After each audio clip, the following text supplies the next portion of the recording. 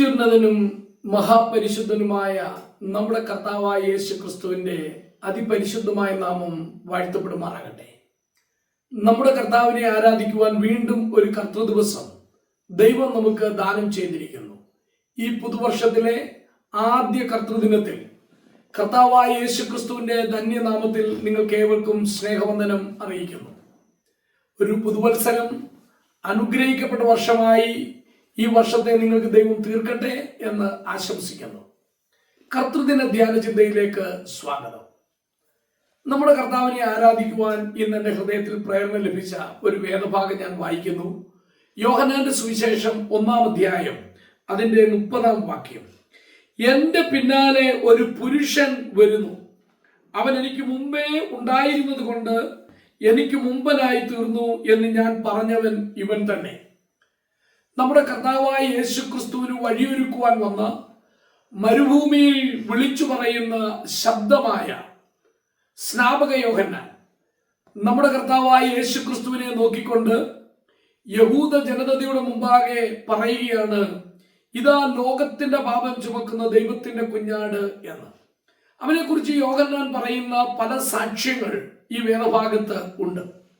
യോഹന്നാന്റെ സുവിശേഷം 1-ാം അധ്യായം അതിൻ്റെ 22 മുതൽ താഴോട്ട് വായിക്കുമ്പോൾ ജനം വന്ന് യോഹന്നാൻ ആരാണ് എന്ന് ചോദിക്കുന്ന രംഗം നാം കാണുന്നുണ്ട്. അവിടെ യോഹന്നാനോട് നീ ആരാണ് എന്ന് ചോദിക്കുമ്പോൾ യെശയ്യാ പ്രവാചകൻ പറഞ്ഞതുപോലെ കർത്താവിന്റെ വഴി നേരെയാക്കുവീൻ എന്ന് മരുഭൂമിയിൽ വിളിച്ചു പറയുന്നവന്റെ ശബ്ദം ഞാനാകുന്നു എന്ന് യോഹന്നാൻ പറഞ്ഞു. യോഹന്നാൻ പറയുകയാണ്, ഞാൻ ക്രിസ്തുവല്ല, ഏലിയാവല്ല, പ്രവാചകനുമല്ല, പക്ഷെ മരുഭൂമിയിൽ വിളിച്ചു പറയുന്നവന്റെ ശബ്ദം ഞാനാണ്. I am the voice in the wilderness, but he is the word, the eternal word. ഞാൻ മരുഭൂമിയിൽ വിളിച്ചു പറയുന്ന ശബ്ദം മാത്രമാണ്, എന്നാൽ അവൻ വചനമാണ്, ആദിയിലേ ഉണ്ടായിരുന്ന വചനമാണ്.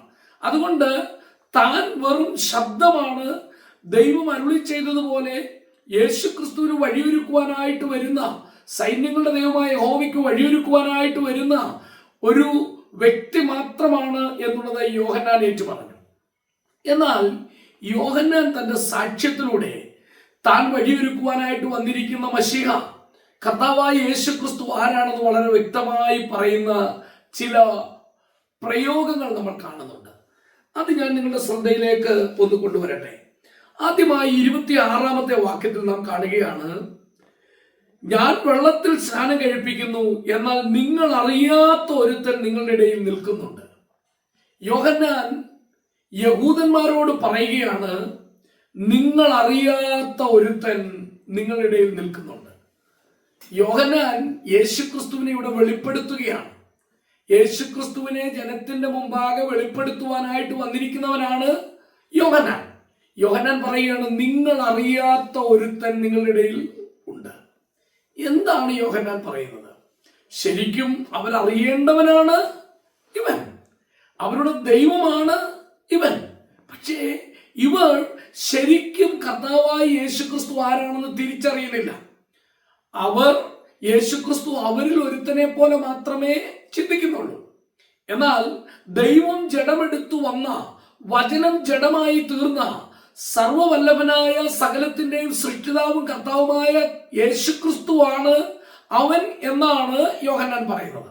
അതുകൊണ്ട് നിങ്ങൾ അറിയാത്ത ഒരുവൻ നിങ്ങളുടെ ഇടയിൽ നിൽക്കുന്നുണ്ട് എന്ന് യോഹന്നാൻ പറയുമ്പോൾ യേശുക്രിസ്തു അവർക്ക് അവരുടെ ബുദ്ധി കൊണ്ട് ഗ്രഹിക്കുവാൻ കഴിയുന്നതിലപ്പുറമായി ദൈവമാണ്, ദൈവം ജഡമെടുത്തു വന്നവനാണെന്നാണ് യോഹന്നാൻ വെളിപ്പെടുത്തുന്നത്. രണ്ടാമതായിട്ട് 27-ാമത്തെ വാക്യത്തിൽ രണ്ടാമത്തെ കാര്യം യോഹന്നാൻ പറയുന്നുണ്ട്, എൻ്റെ പിന്നാലെ വരുന്നവൻ തന്നെ, അവന്റെ ചെരുപ്പിന്റെ വാറ് അഴിക്കുവാൻ ഞാൻ യോഗ്യനല്ല എന്നുത്തരം പറഞ്ഞു. അപ്പോൾ രണ്ടാമതായിട്ട് യോഹന്നാൻ പറയുന്നത്, അവൻ എൻ്റെ പിന്നാലെ വരുന്നവനാണ്. It is he who comes after me. അപ്പോൾ ജനനം കൊണ്ട് യോഹന്നാൻ യേശുക്രിസ്തുവിന് മുമ്പേ ജനിച്ചവനാണ്. അതുകൊണ്ട് യേശുക്രിസ്തു അവന്റെ പിന്നാലെ വരുന്നവനാണ്. പക്ഷേ ഈ യോഹന്നാൻ എന്റെ പിന്നാലെ വരുന്നവൻ എന്ന് എന്തിനാണ് യേശുക്രിസ്തുവിനെ കുറിച്ച് പറഞ്ഞിരിക്കുന്നത്? കാരണം മശിഹായ്ക്ക് വഴിയൊരുക്കുന്നവനാണ് മുമ്പേ വരേണ്ടത്. അതുകൊണ്ട് യോഹന്നാൻ പറയുകയാണ്, എൻ്റെ പിന്നാലെ വരുന്നവൻ എന്ന് പറഞ്ഞാൽ ഏലിയ പ്രവാചകനെ ദൈവം അവർക്ക് അയക്കും എന്ന് പറഞ്ഞതുപോലെ ദൈവം ഇപ്പോൾ യോഹന്നാനെ അയച്ചിരിക്കുന്നു. ആ നാളുകളിൽ തന്നെ യേശു കർത്താവ് വരും എന്നുള്ളത് കൊണ്ടാണ്. അതുകൊണ്ട് മശിഹ യോഹന്നാൻ സ്നാപകന്റെ പിന്നാലെ വരുന്നവൻ എന്നാണ് യോഹന്നാൻ പറയുന്നത്. മൂന്നാമതായിട്ട് 29-ാമത്തെ വാക്യത്തിലേക്ക് വരുമ്പോൾ മൂന്നാമത്തെ കാര്യം യോഹന്നാൻ പറയുകയാണ്, പിറ്റേന്നാൾ യേശു തന്റെ അടുക്കൽ വരുന്നത് അവൻ കണ്ടിട്ട്, ഇതാ ലോകത്തിന്റെ പാപം ചുമക്കുന്ന ദൈവത്തിന്റെ കുഞ്ഞാട് എന്ന് പറയുന്നു. അപ്പോൾ മൂന്നാമതായിട്ട് ലോകത്തിന്റെ പാപം ചുമക്കുന്ന ദൈവത്തിന്റെ കുഞ്ഞാടാണ് യേശുക്രിസ്തു. The Lamb of God which takes away the sins of the world. ലോകത്തിന്റെ പാപങ്ങളെ ചുമന്നൊഴിക്കുന്ന ദൈവകുഞ്ഞാടാണ് യേശുക്രിസ്തു. അപ്പോൾ ദൈവത്തിന് ലോകത്തിന്റെ പാപം ചുമന്നൊഴിക്കാനായിട്ടൊരു കുഞ്ഞാടുണ്ട്. അപ്പോൾ ദൈവം ഒരുക്കിയിരിക്കുന്ന കുഞ്ഞാടാണ് അവൻ. അപ്പോൾ എൻ്റെ പിന്നാലെ ഒരുവൻ വരുന്നുണ്ട് എന്ന് യോഹന്നാൻ പറഞ്ഞ ആ മനുഷ്യൻ, അത് ദൈവത്തിന്റെ കുഞ്ഞാടാണെന്നാണ് യോഹന്നാൻ പറയുന്നത്. അപ്പോൾ വെറും ഒരു ആട്, കുഞ്ഞാട് എന്നുള്ള നിലയിൽ അല്ല യേശുവിനെ നാം കാണേണ്ടത്. പിന്നെ അതൊരു മനുഷ്യനാണ്, യോഹന്നാന് ശേഷം ജനിച്ച ഒരുവനാണ്, യോഹന്നാന്റെ പിന്നാലെ വരുന്നവനാണ്. അത് ദൈവത്തിന്റെ കുഞ്ഞാട് എന്നുള്ള പ്രയോഗം ലോകത്തിന്റെ പാപം പരിഹരിക്കുവാനായി ദൈവം ഒരുക്കിയിരിക്കുന്ന ഏക കുഞ്ഞാട് എന്ന അർത്ഥത്തിലാണ് നമുക്ക് കാണുവാനായിട്ട് കഴിയുന്നത്. നാലാമതായിട്ട് യോഹന്നാൻ യേശു കർത്താവിനെ കുറിച്ച് പറയുന്നു. 32-ാമത്തെ വാക്യത്തിലുണ്ട്, യോഹന്നാൻ പിന്നെയും സാക്ഷ്യം പറഞ്ഞത്, ആത്മാവ് ഒരു പ്രാവ് പോലെ സ്വർഗത്തിൽ നിന്ന് ഇറങ്ങി വരുന്നത് ഞാൻ കണ്ടു, അത് അവന്റെ മേൽ വസിച്ചു. The Holy Spirit dwelt on him. The indwelling of the Holy Spirit was there in Christ. യേശു ക്രിസ്തുവിൽ പരിശുദ്ധാത്മാവിന്റെ അധിവാസം ഉണ്ടായിരുന്നു. പരിശുദ്ധാത്മാവ് ഒരു പ്രാവെന്ന പോലെ സ്വർഗത്തിൽ നിന്ന് ഇറങ്ങി വരുന്നത് ഞാൻ കണ്ടു. അപ്പോൾ യോഹന്നാൻ ഒരു കാഴ്ച കണ്ടു. ആ പരിശുദ്ധാത്മാവ് അവന്റെ മേൽ, യേശു ക്രിസ്തുവിന്റെ മേൽ ആവസിക്കുന്നതും യോഹന്നാൻ കണ്ടു. അപ്പോൾ പരിശുദ്ധാത്മ അധിവാസമുള്ളവനായിരുന്നു യേശു ക്രിസ്തു. മുമ്പ് അവരുടെ പ്രവാചകന്മാർ പലരും വന്നു പോയിട്ടുണ്ട്. എന്നാൽ അവരുടെ മേൽ ആത്മാവ് വന്നു പോയിക്കൊണ്ട് വരുന്നിട്ടുണ്ടാകാം. പക്ഷെ ഇത് അങ്ങനെയല്ല. നിത്യമായി അവന്റെ മേൽ വസിക്കുന്ന ഒരാത്മാവിനെ യോഹന്നാൻ കണ്ടു. അതുകൊണ്ട് യേശു ക്രിസ്തു പഴയ നിയമത്തിലുള്ള എല്ലാവരിൽ നിന്നും വ്യത്യസ്തനായ ഒരുവനായി യോഹന്നാൻ അവിടെ പറയുകയാണ്. തന്നെയുമല്ല, ഇത് യേശു ക്രിസ്തു ആരാണെന്ന് തിരിച്ചറിയുവാനായിട്ട് ദൈവം സ്നാപക യോഹന്നാന് കൊടുത്ത അടയാളവുമായിരുന്നു. ദൈവം അയച്ചവനാണ് യേശു ക്രിസ്തു എന്നുള്ളതിന്റെ അടയാളമായിട്ടാണ് കൊടുത്തത്. അതുകൊണ്ട് ആത്മാവ് അവന്റെ മേൽ അധിവസിച്ചു, ആത്മ അധിവാസമുള്ളവനായിരുന്നു ക്രിസ്തു എന്നുള്ളത് നാലാമതായിട്ട് യോഹന്നാൻ സാക്ഷ്യം പറയുകയാണ്. അഞ്ചാമതായിട്ട് 33-ാമത്തെ വാക്യത്തിലേക്ക് വരുമ്പോൾ നാം കാണുന്നു, ഞാനോ അവനെ അറിഞ്ഞില്ല, എങ്കിലും വെള്ളത്തിൽ സ്നാനം കഴിപ്പിക്കുവാൻ എന്നെ അയച്ചവൻ എന്നോട്, ആരുടെ മേൽ ആത്മാവ് ഇറങ്ങുന്നതും വസിക്കുന്നതും നീ കാണുന്നുവോ, അവൻ പരിശുദ്ധാത്മാവിൽ സ്നാനം കഴിപ്പിക്കുന്നവൻ ആകുന്നു എന്ന് പറഞ്ഞു. അഞ്ചാമതായി യേശുക്രിസ്തുവിന്റെ പ്രത്യേകത യോഹന്നാൻ പറയുന്നത് പരിശുദ്ധാത്മാവിൽ സ്നാനം കഴിപ്പിക്കുന്നവൻ ആണ്. He who sent me to baptize in water said to me, he upon whom you see the Spirit descending and remaining upon him, this is the one who baptizes in the Holy Spirit. The one who baptizes in the Holy Spirit. പരിശുദ്ധാത്മാവിൽ സ്നാനം കഴിപ്പിക്കുന്നവൻ അവനാണ്. അപ്പോൾ പരിശുദ്ധാത്മ സ്നാനം നൽകുന്നവനാണ് യേശു ക്രിസ്തു എന്ന സാക്ഷ്യം അഞ്ചാമതായിട്ട് യോഹന്നാൻ യേശു ക്രിസ്തുവിനെ കുറിച്ച് പറയുകയാണ്.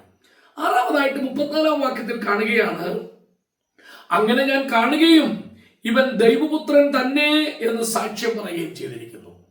എന്റെ പിന്നാലെ വരുന്നവൻ, ഒരുവൻ, ഒരു പുരുഷൻ എന്നൊക്കെ യേശുക്രിസ്തുവിനെ കുറിച്ച് പറയുന്ന സ്നാപക യോഹന്നാൻ ഇപ്പോൾ പറയുകയാണ്, അവൻ ദൈവപുത്രൻ തന്നെ.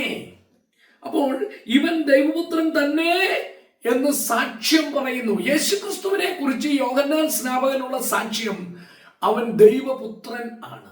ദൈവപുത്രൻ സമം ദൈവം. അപ്പോൾ ജഡം എടുത്ത് ഈ ഭൂമിയിലേക്ക് അവതാരം ചെയ്തു വന്നിരിക്കുന്ന ദൈവമാണ് ഈ ദൈവത്തിന്റെ കുഞ്ഞാടെന്ന് യോഹന്നാൻ വിളിക്കുന്ന തന്റെ പിന്നാലെ വരുന്ന പുരുഷൻ എന്നാണ് യോഹന്നാൻ സ്നാപകൻ പറയുന്നത്. അതുകൊണ്ട് ആറാമതായിട്ട് യോഹന്നാൻ പറയുകയാണ് അവൻ ദൈവപുത്രൻ ആണ്. എന്നാൽ എല്ലാറ്റിലും ഉപരി യോഹന്നാൻ വളരെ സ്പഷ്ടമായിട്ട് അവനെക്കുറിച്ച് പറയുന്ന ഒരു പദമാണ് നാം 1-ാം അധ്യായത്തിന്റെ 30-ാം വാക്യത്തിൽ വായിച്ചത്. അത് ഇങ്ങനെയാണ്: എൻ്റെ പിന്നാലെ ഒരു പുരുഷൻ വരുന്നു, അവൻ എനിക്ക് മുമ്പേ ഉണ്ടായിരുന്നത് കൊണ്ട് എനിക്ക് മുമ്പനായി തീർന്നു എന്ന് ഞാൻ പറഞ്ഞവൻ ഇവൻ തന്നെ. അപ്പോൾ യോഹന്നാൻ യേശുക്രിസ്തുവിനെ കുറിച്ച് സാക്ഷ്യം പറയുന്ന ഏറ്റവും ശക്തമായ ഒരു സാക്ഷ്യമാണ് ഹീസ് എ മാൻ, അവനൊരു പുരുഷനാണ്. അത് ഇങ്ങനെയാണ് നാം കാണുന്നത്: after me comes a man who has a higher rank than I, for he existed before me. എനിക്ക് മുമ്പേ ഉണ്ടായിരുന്നവനാണ് അവൻ. He has a higher rank than me. എനിക്കുള്ളതിനേക്കാൾ വലിയൊരു പദവിയുള്ള, എന്നേക്കാൾ ഉന്നതനായ, എന്നേക്കാൾ മുമ്പനായ, എല്ലാറ്റിലും എന്നേക്കാൾ ശ്രേഷ്ഠനായ ഒരു പുരുഷൻ. അതെ, യേശുക്രിസ്തു സ്നാപക യോഹന്നാനെ കുറിച്ച് പറഞ്ഞു, സ്ത്രീകളിൽ നിന്ന് ജനിച്ചവരിൽ സ്നാപക യോഹന്നാനേക്കാൾ വലിയവനില്ല. അപ്പോൾ സ്ത്രീകളിൽ നിന്ന് ജനിച്ച പഴയ നിയമത്തിലെ ഏറ്റവും ശ്രേഷ്ഠനായവൻ ആരാണെന്ന് യേശുക്രിസ്തുവിനോട് ചോദിച്ചാൽ യേശുക്രിസ്തു പറയുന്ന സാക്ഷ്യം അത് സ്നാപയോഹന്നാനാണ്. എന്നാൽ ആ സ്നാപയോഹന്നാൻ പറയുകയാണ്, ഒരു പുരുഷൻ, അവൻ എന്നേക്കാൾ മുമ്പൻ. He has a higher rank than me. എന്നേക്കാൾ ശ്രേഷ്ഠമായ പദവിയുള്ള ഒരുവൻ. അവനെയാണ് യോഹന്നാൻ നമുക്ക് പരിചയപ്പെടുത്തുന്നത്, ദൈവത്തിന്റെ കുഞ്ഞാട്. അപ്പോൾ ഈ പുരുഷന്റെ പ്രത്യേകത എന്താണ്? അവൻ ദൈവത്തിന്റെ കുഞ്ഞാടാണ്. നിങ്ങൾക്കും എനിക്കും പ്രതിപകരമായി യാഗമായി തീർന്ന് ലോകത്തിന്റെ പാപത്തിൽ നിന്ന് വിടുവിക്കുന്ന, അതായത് താൻ രക്ഷിക്കുന്ന തന്റെ ജനത്തെ അവരുടെ പാപങ്ങളിൽ നിന്ന് വിടുവിക്കുന്ന ദൈവത്തിന്റെ കുഞ്ഞാട്, ദൈവം ആണ് കർത്താവായ യേശുക്രിസ്തു.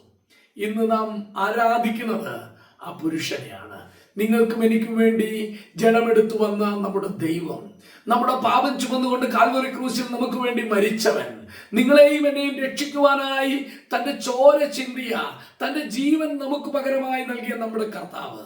പ്രിയപ്പെട്ടവരെ, അവൻ ദൈവത്തിന്റെ കുഞ്ഞാടായി യാഗമായി തീരുമ്പോൾ യോഹന്നാനേക്കാൾ ശ്രേഷ്ഠനായ ഈ കർത്താവ്, ആ പുരുഷൻ നമുക്ക് വേണ്ടി യാഗമായി തീർന്ന് നമുക്ക് ഓർക്കാം. നിങ്ങളുടെയും എന്റെയും പാപം ചുമന്നുകൊണ്ട് കാൽവരി ക്രൂശിൽ മരിച്ച് അടക്കപ്പെട്ട് ഉയർത്തെഴുന്നേറ്റെന്നും ജീവിക്കുന്ന നമ്മുടെ കർത്താവിന്റെ സന്നിധിയിൽ അവൻ നമുക്ക് വേണ്ടി ആയിത്തീർന്ന വിധങ്ങളെ നമുക്ക് ഓർക്കാം. നമ്മെ സ്നേഹിച്ച വിധത്തെ നമുക്ക് ഓർക്കാം. അവന്റെ മഹത്വം നമുക്ക് ധ്യാനിക്കാം. നമ്മുടെ കർത്താവ് ഏറ്റവും ശ്രേഷ്ഠനാണ്, അവൻ യോഗ്യനാണ്. യോഹന്നാൻ പറയുക, എനിക്ക് യോഗ്യതയില്ല, അവന്റെ ചെരുപ്പിന്റെ വാറഴിപ്പാൻ പോലും ഞാൻ യോഗ്യനല്ല, അവൻ എന്നേക്കാൾ മുമ്പനാണ്. He has a higher rank than me. എന്നേക്കാൾ ശ്രേഷ്ഠമായ ഉന്നതമായ ഒരു പദവി അവനുണ്ട്. നിങ്ങളും ഞാനും ഇന്ന് ഈ കർത്താവിനെ ആരാധിക്കുമ്പോൾ നമ്മുടെ കർത്താവ് എത്ര ശ്രേഷ്ഠനാണ്, അവന്റെ മഹത്വം നമുക്ക് ധ്യാനിക്കാം. നമുക്ക് അവന്റെ പാദത്തിൽ വീണ് പറയാം, കുഞ്ഞാടേ നീ യോഗ്യൻ. നമുക്ക് പറയാം, കർത്താവേ നീ യോഗ്യൻ. നീ അറുക്കപ്പെട്ടു, നിന്റെ രക്തം കൊണ്ട് ഗോത്രങ്ങളിൽ നിന്നും ഭാഷകളിൽ നിന്നും വംശങ്ങളിൽ നിന്നും ജാതികളിൽ നിന്നും അനേകരെ വിലയ്ക്ക് വാങ്ങി. ഏഴയാകുന്ന എന്നെയും നീ വിലയ്ക്ക് വാങ്ങി. ഞാൻ നന്ദിയോടെ എന്നെ ആരാധിക്കുന്നു എന്ന് പറഞ്ഞ് നമുക്ക് പുത്രന്റെ സകല മഹത്വം അർപ്പിക്കാം. നമ്മെ സ്നേഹിച്ച് തന്റെ പുത്രനെ നമുക്ക് വേണ്ടി യാഗമാക്കി തീർത്ത പിതാവിന്റെ സന്നിധിയിൽ നമുക്ക് നെടുമ്പാട് വീണ് അവന് സകല സ്തുതിയും സ്തോത്രവും അർപ്പിക്കാം. ഒരു വാക്ക് സ്തോത്രം ചെയ്യാം. പരിശുദ്ധനായ ഞങ്ങളുടെ ദൈവമേ, സർവശക്തനായ ഞങ്ങളുടെ സ്വർഗസ്ഥ പിതാവേ, ഞങ്ങൾ നന്ദി നിറഞ്ഞ ഹൃദയത്തോടെ അങ്ങയെ സ്തുതിക്കുന്നു. അങ്ങയുടെ പുത്രനെ ഞങ്ങളെ ഏറ്റവും ഉയർത്തുന്നു. ഞങ്ങളുടെ പാപത്തിന്റെ പരിഹാരത്തിനു വേണ്ടി കാൽവരി ക്രൂശിൽ മരിച്ച് ഞങ്ങളുടെ കർത്താവിന് സകല മഹത്വം അർപ്പിക്കുന്നു. പ്രിയ കർത്താവെ, ഞങ്ങൾക്ക് വേണ്ടി ജഡമെടുത്ത് ഭൂമിയിലേക്ക് വന്ന് ഞങ്ങളുടെ പാപം ചുമന്ന് കാൽവരി ക്രൂശിൽ ഞങ്ങൾക്കായി മരിച്ചതിനായിട്ട് സ്തോത്രം. പ്രിയ പിതാവേ, അങ്ങയുടെ മടിയിലിരിക്കുന്ന പുത്രനെ ഞങ്ങൾക്ക് പകരമായി യാഗമാക്കി തീർത്ത അങ്ങയുടെ നിത്യ സ്നേഹത്തിനായിട്ട് സ്തോത്രം. ഞങ്ങളുടെ ഉള്ളിൽ വസിക്കുന്ന പരിശുദ്ധാത്മാവിനായിട്ട് ഞങ്ങൾ അങ്ങയെ സ്തുതിക്കുന്നു. ഞങ്ങൾ സകല സ്തുതിയും സ്തോത്രവും ആരാധനയും പുകഴ്ചയും സർവ്വവല്ലഭനായ പ്രിയ പിതാവേ അങ്ങയുടെ പാദപീഠത്തിൽ അർപ്പിക്കുന്നു. ഞങ്ങളുടെ കർത്താവും രക്ഷിതാവുമായ യേശുക്രിസ്തുവിന്റെ വിലയേറിയ നാമത്തിൽ തന്നെ ആമേൻ.